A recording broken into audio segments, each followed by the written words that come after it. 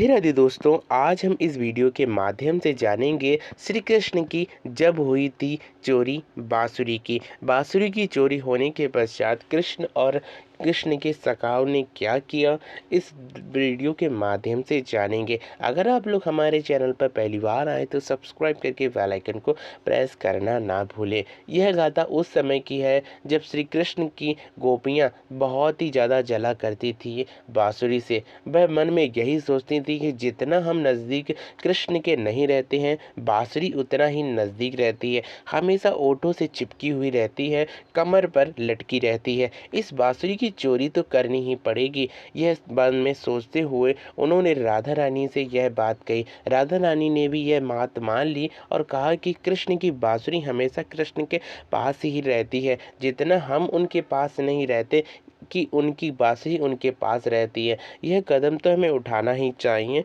और इस बांसुरी की चोरी हमें अवश्य करनी चाहिए।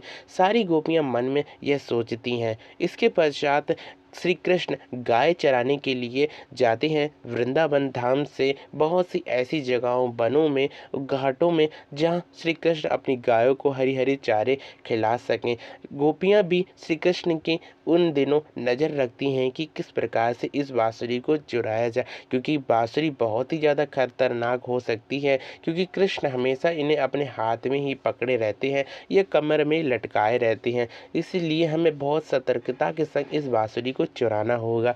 श्री कृष्ण की यह लीला बहुत ही ज़्यादा अद्भुत है। जब श्री कृष्ण गाय चराने के लिए वृंदावन बरसाना की ओर जाते थे और गोपियाँ वृंदावन बरसाना से मथुरा के लिए माखन और दही बेचने के लिए जाया करती थी। कृष्ण उनकी मटकियाँ फोड़ते थे। श्री कृष्ण तपती दोपहरी में गायों को चराने के लिए जाते थे। सारे ग्वाल बाल थक जाते थे, जिसके पश्चात श्री कृष्ण पेड़ की छांव के नीचे निद्रा लिया करते थे और सारे ग्वाल बाल भी उनके संग वहीं बैठा करते थे। यही कारण था कि गोपियों ने यह रणनीति जो निकाली थी वह श्री कृष्ण को भी समझ नहीं आई थी। एक समय श्री कृष्ण विश्राम कर रहे थे वृक्ष की छांव में। सारे ग्वाल बाल बहुत ही ज़्यादा थके हुए थे, इसके कारण उन्हें बहुत ही गहरी नींद आ गई। कृष्ण भी लीला के स्वरूप में गहरी नींद में सो गए और कृष्ण की जो सखी थी ललिता ने आकर श्री कृष्ण की बांसुरी को जैसे तैसे चुरा लिया। श्री कृष्ण जब उठे तब उनकी बांसुरी उन्हें नहीं मिली। यह देखते हुए श्री कृष्ण के सारे ग्वाल बाल कहने लगे, बांसुरी के बगैर गाय कैसे चराएंगे, गाय कैसे मीठा दूध देंगी। तब श्री कृष्ण बहुत ही ज़्यादा बेहाल हो जाते हैं और कहते हैं कि मुझे तो मेरी बांसुरी चाहिए, किसने यह कार्य किया है। तब श्री कृष्ण के मन में आता है कि यह गोपियां ही मुझे तंग कर सकती हैं, क्योंकि मैं इन्हें तंग करता हूं तो यह भी मुझे तंग कर सकती हैं। तब श्री कृष्ण सोचते हैं कि किसी के पास हो ना हो, राधा रानी अवश्य ही यह मेरी बांसुरी मुझे लौटा देंगे। इधर जब गोपियां लेकर जाती हैं श्री राधा रानी के पास बांसुरी को, तब बांसुरी ले जाने के पास राधा रानी से कहती हैं कि भाई कृष्ण आए तो इस बांसुरी को मत देना।